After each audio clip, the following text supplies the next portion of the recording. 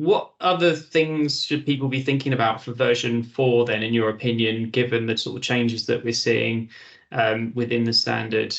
What other bits are going to be the challenge, I guess, for people that are maybe sort of new to it and now starting to, well, I mean, hopefully they're not, but now starting to think about their V4. I guess there are the opportunity out there for people that are now doing their audits that they're not going to have to worry about it for another year. So again, for them, like, what does that look like, over the year? What should they be thinking? Yeah, look, version 4, there is more work involved. The reporting requirements, if you're going through a full on-site assessment, when an assessor comes to your site and actually fills a complete report on compliance with the associated attestation of compliance, it's going to be a more onerous process now. One of the big things that I mean, it's obvious, we spoke about it earlier. There's inclusion of a lot more sort of technology that's come to the fore, things like cloud and IoT and things like that. So the sampling is going to be increased in terms of what the assessors need to look at. The evidence gathering to validate that you are doing what the standard is requiring is more onerous. It's more thorough. It's more detailed. I've spoken to a number of, I have a relationship with many QSA companies across the globe, and pretty much unanimously, the guys are saying they're going to see between a 20 to 40% increase in the work effort for an assessor to perform a final assessment. Now, translate that back. If these guys are going to be doing that much more work in kind of running the assessment, it means there's going to be a sort of parallel amount of an increase in terms of the preparation and the evidence required from the entity being subjected to the assessment. So there is more detail that is going to be required. Look, the standard in its current form, version 4, has been out since 2022, the first couple of versions of it. So this is not new. And, if you haven't done a gap analysis, get one done as soon as you can, just to kind of work out what the delta is between what you used to doing before and what you're going to have to do now. And look, it's not, again, I want to stress, it's not fundamental changes. It's just there's going to be more detail required. There's going to be new technologies you're going to have to bring into it.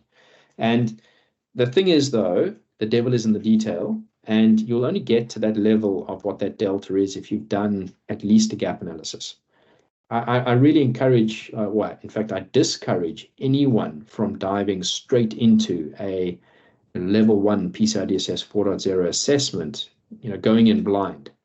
And, it's one thing to read the standard and cherry pick what all the controls are that are going to cause you a problem. But until you actually do it and simulate it through something like a gap analysis, that's when the nitty-gritty really, comes to the fore. And, I cannot encourage you enough. This is, I've said it my entire career that I've been involved with PCI, start early.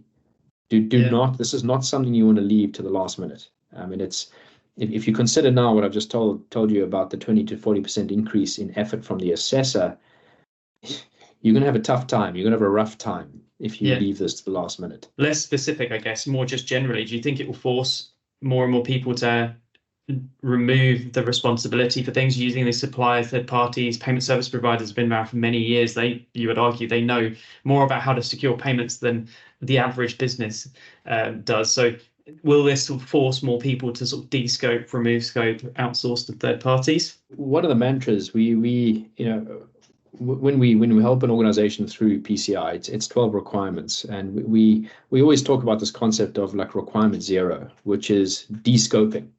And if you can reduce your scope, that is the first prize. So the more you can de-scope, really, the better. And I feel every organization, doesn't matter what you are, should always be looking to leverage off folks who are compliant already, who can support them in their de-scoping abilities. I think it's going to push a lot of people to think long and hard about innovative ways to de-scope themselves, to leverage off suppliers, to handle less payment card data. And I think that's a good thing. Really, if I'm a small business, do I really want all the hassle of doing all of this stuff? Or do I rely on a supplier who's doing it properly and doing it on my behalf? I know which one I choose. It's a pretty obvious one. I want to get on and run my business. Yes, I want to do it in a secure way, And if I have a supplier who can leverage off, who's doing all this heavy lifting, great, leverage off it. Well, this has been an amazing session. I think we've covered a lot of ground, talked about some really cool stuff. I'm hoping that it's been really useful for anybody watching, but certainly if anybody's got any questions or if anybody's got anything that they would like us to talk about and follow on sessions, we'd love to hear from people. Andrew, I don't know if there's anywhere that you might want to, they might be able to get hold of you. I guess it's looking for Black Rhino on LinkedIn, right?